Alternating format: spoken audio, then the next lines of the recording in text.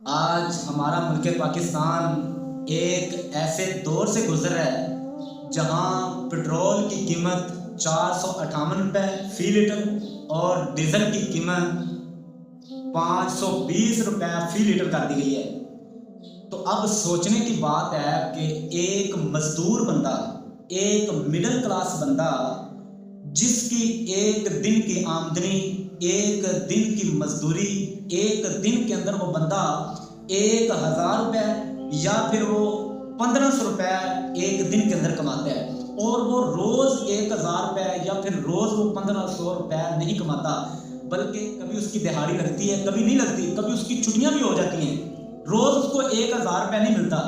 تو اب اس بندے نے کام پہ جانا ہے تو ظاہر ہے وہ پٹرول ڈلوا کے جائے گا، بائک پہ جائے گا کام پہ، پیدل تو تھوڑی جائے گا۔ تو اب وہ بندہ 500 روپے کا پٹرول ڈلوا لیتا ہے بائک کے اندر، تو باقی کیا بچا؟ 500 روپے بچ گئے۔ تو 500 روپے کا تو ایک گھی بھی نہیں آتا، گھی بھی 500 روپے کا نہیں ہے، 560 روپے کا گھی آتا ہے۔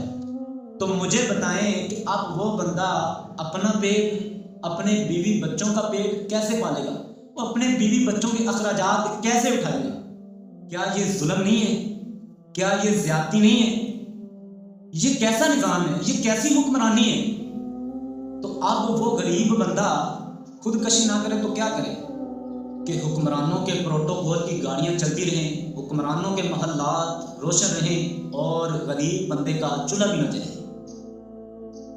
کیا اس ملک کے اندر ایک غریب بندہ صرف ٹیکس دینے کے لیے، ٹیکسوں کے لیے یہ پیدا کیا گیا ہے؟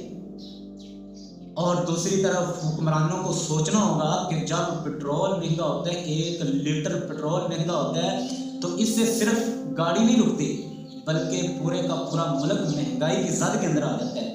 آٹا مہنگا ہو جاتا ہے، سبزیاں مہنگی ہو جاتی ہیں، کرائے بڑھ جاتے ہیں۔ ایک جو مزدور بندہ ہے، جو مڈل کلاس بندہ ہے، وہ اس کی زندگی مزید مشکل ہو جاتی ہے۔ اگر یہ حکمران اپنے پروٹوکول کام کر دیں، اپنی عیاشیاں کام کر دیں، اپنے فضول اخراجات کام کر دیں، تو ہو سکتا ہے ایک مزدور بندے کو ریلیف مل جائے۔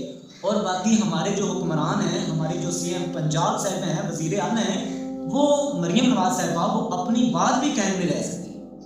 اب انہوں نے پہلے کہا تھا کہ جب آپ دیکھیں کہ پٹرول اور بجلی مہنگی ہو گئی ہے تو اس وقت یہ سمجھ لیں کہ آپ کا حکمران چور ہے۔ تو اب ہم کیا سمجھیں؟ کیا اب ہم یہ سمجھ سکتے ہیں کہ ہمارے حکمران چور ہے؟